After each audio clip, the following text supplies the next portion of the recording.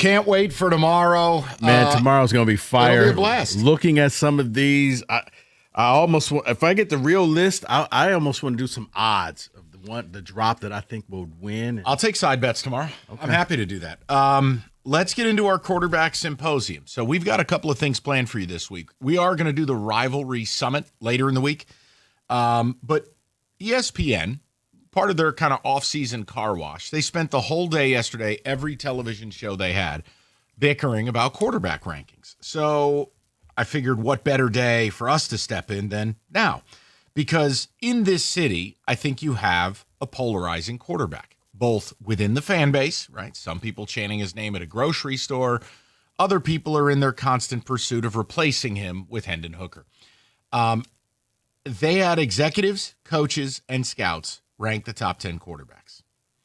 So here's what I wanted to do before we even start naming QBs, getting your submissions, arguing about things, etc. Rico, I wanted to establish the ground rules. Okay. And I want to see what you agree with and what you don't. And this will give people a guide, because I think rankings are only as good if you know what exactly you're ranking. Making it more apples to apples. Yes. So I have 3 criteria, and you tell me if you buy, and David, Kenny, please participate, whether you buy one of them, 2 of them, all of them, or none of them. Okay. Your prerogative. We're going to hash this out. Okay. 1, how much of the player's ranking or greatness or ability to be on this list is their ability versus their supporting cast?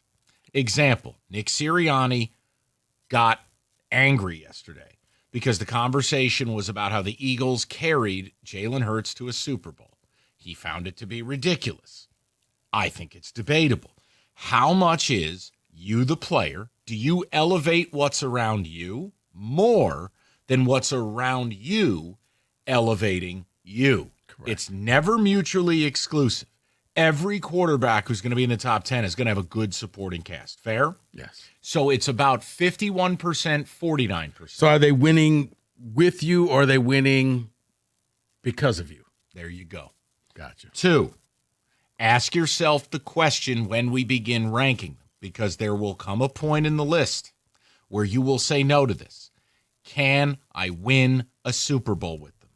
Not playoff games, not divisional championships, not an appearance.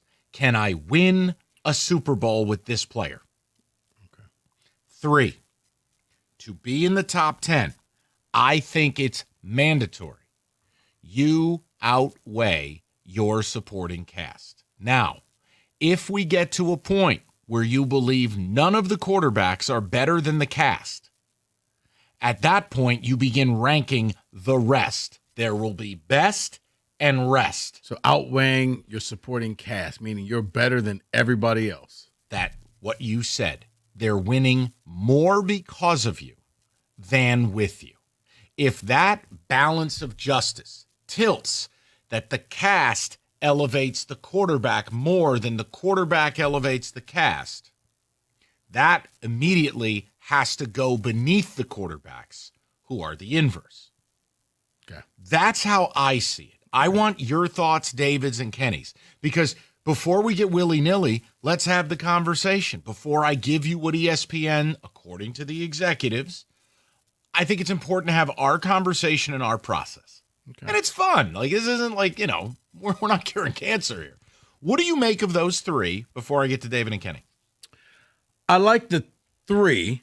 The third one's going to be a little bit difficult because the quarterback, I think everybody's going to be outweighed by their supporting cast, because if you're the main source of offense, you're probably you're Caleb Williams. You're on a bad team because you don't have anything around you. All right, ask yourself this question. Here's case in point. Josh Allen.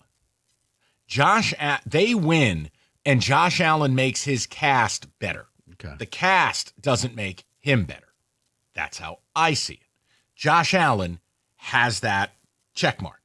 Lamar Jackson, for all of my slander, Lamar greater than pieces.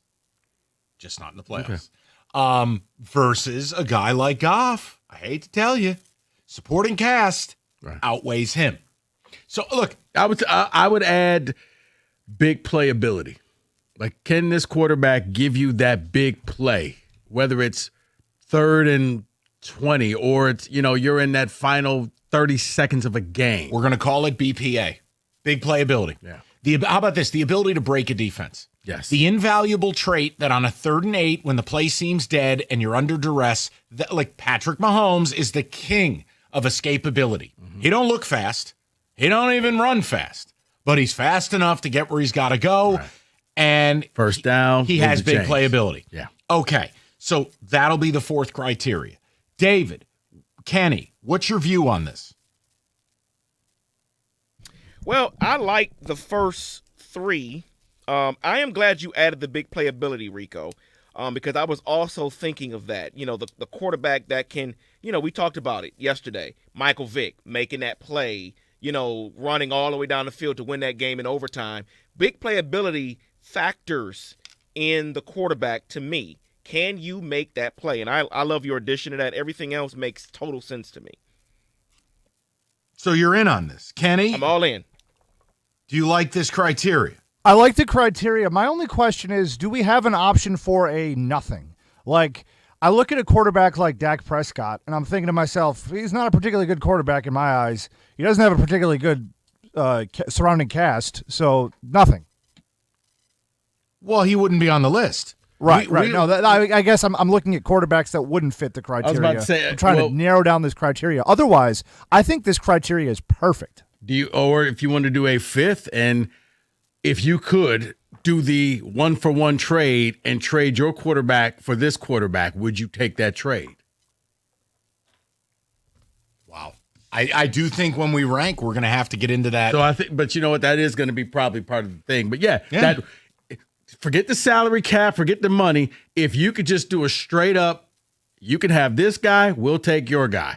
And I think when you're doing this, it's not about starting a franchise. It's not about, well, Caleb's on a rookie deal and this guy makes $55 million. No. We're talking about. I'm glad you said that. We're talking about right now, David. Yeah. I got to win a game week 1. Who's on that list? And that's, look, we're going to find our top 10. And I think, look, at least the way I've looked at this topic, I think there's going to be some hard decisions that have to get made, and the listener is going to play a huge role in that. Because, look, by the criteria I've set up, I don't see a world where Jared Goff could be higher than 8 or 9, if he's on the list at all. Right. But I think it's important because the true greatness of a quarterback, I have always believed, when you looked at Tom Brady made that supporting cast better. He's out there with David Patton. Peyton Manning, for all the slander he took, he had Blair White, the dentist, Jacob Tammy. Now again, he did have some good players. Let's not get it twisted. But they were able to elevate what's around them. No. Oh. More than what's around them elevated them. So that has always mattered to me. So what I want to do is this. We'll throw the phone number out. We're going to get to business. We're going to start naming some quarterbacks in this top 10. What I want to do is in real time, guys, your feedback. You like or don't like what you're hearing. You have a name that you demand is on this list. We need to figure out if Goff is going to make our list. 248-539-9797. So we can get into that next. 97.1.